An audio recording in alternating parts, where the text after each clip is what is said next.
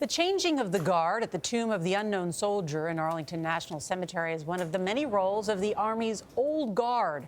The unit conducts more than 6,000 ceremonies each year, including funeral escorts, parades, and presidential events. Former Old Guard platoon leader Senator Tom Cotton gives us an inside look at the Army's oldest active duty regiment in his new book, Sacred Duty, a soldier's tour at Arlington National Cemetery. Senator Cotton, good morning. Good to have you here. Good to be with you. Thanks, We're going to talk about the Old Guard in a bit. But first, happy birthday. Thank you. Good to be. What birthday is it? 42. 42. How old do you feel? Starting to get up there. Get out of there. Security, there's a crazy man at the table. Well, I will say this. I spent much of the last year back at Arlington National Cemetery researching Sacred Duty with the soldiers of the Old Guard. And a lot of those soldiers, to include those tomb sentinels, are 19 or 20 years old. They didn't make it. So I do feel a little old Yeah. when I'm back at the cemetery and back in Fort Myer with the soldiers of the Old Guard. Senator, I want to ask you about the trade negotiations that are going on right now. There was just recently a University of Arkansas study from your home state that said retaliatory tariffs by China could end up hurting many farmers in your state. Is President Trump hurting the Americans that he promised to help? So these tariffs are going to end up hurting both Chinese and some Americans, I'll grant you that. I think they'll ultimately hurt the Chinese more than they will Americans, in part because Chinese companies and their government have been cheating the United States for so long. There will be some sacrifice on the part of Americans, I grant you that. But I also would say that sacrifice is pretty minimal compared to the sacrifices that our soldiers make overseas, that our fallen heroes who are laid to rest in Arlington make, that are right about in Sacred Duty. You can't compare those two sacrifices. That's right. And then when I'm home in Arkansas, I hear from farmers who are worried about opening up new markets and getting their products to market. But they also understand that China is a serious competitor to the United States and wants to displace us around the world. And they look at the sacrifices that soldiers, sailors, airmen, and Marines make around the world, and they are willing to bear some of those sacrifices in the short term to hopefully in the long term ensure our long-term prosperity and security. Why not tell them that on the front end? Why not tell them this sacrifice and the higher prices you'll receive, you're going to have to pay, are a part of this conflict, as opposed to saying what's not true, which is that China's going to pay these tariffs to the Treasury? Well, China will ultimately be paying a price for these because Americans may be shifting their consumption or their investment decisions away from Chinese products that have oftentimes been dumped in the United States. We have Arkansans who are benefiting from these tariffs as well. In eastern Arkansas, we have one of the largest steel production areas now in the country. They obviously are doing very well. Again, I'm not going to say that no one is going to make a sacrifice, but in the long term, the effort is to make sure that the United States remains preeminent as a global superpower, both in the economic and the security. But in dollars and cents, it seems to translate between $700 to $1,000 for the average American family, which is a lot for many families. Is it worth that cost?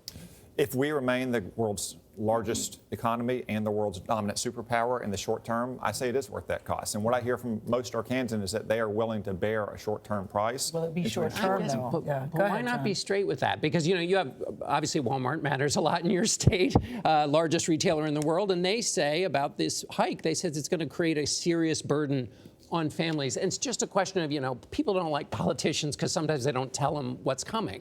And have they really been, you say, and I don't know many farmers or ranchers in Arkansas who were confused about what was going to happen here.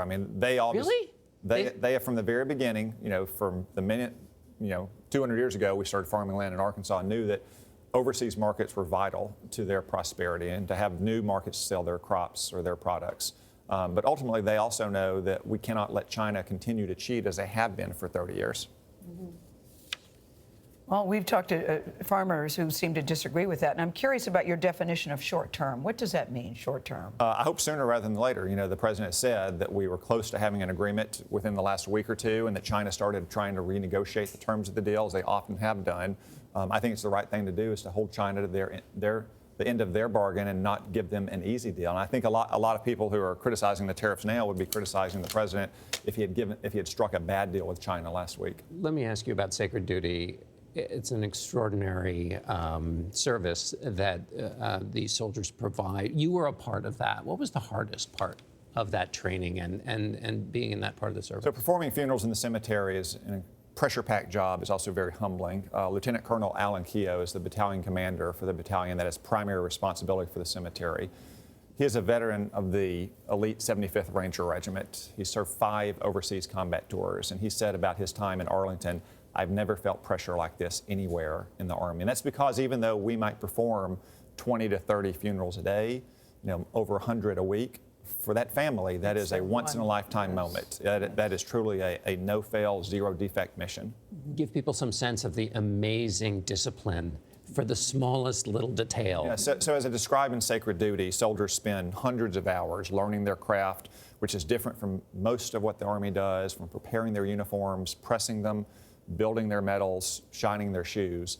All those details, though, are not just for show or for fussiness. They are to show that last indelible image of honor to the family. And I think most readers of Sacred Duty would be able to take away an inspiring story of excellence and commitment to one's craft, whether it's in the workplace or in one's church or coaching a Little League team.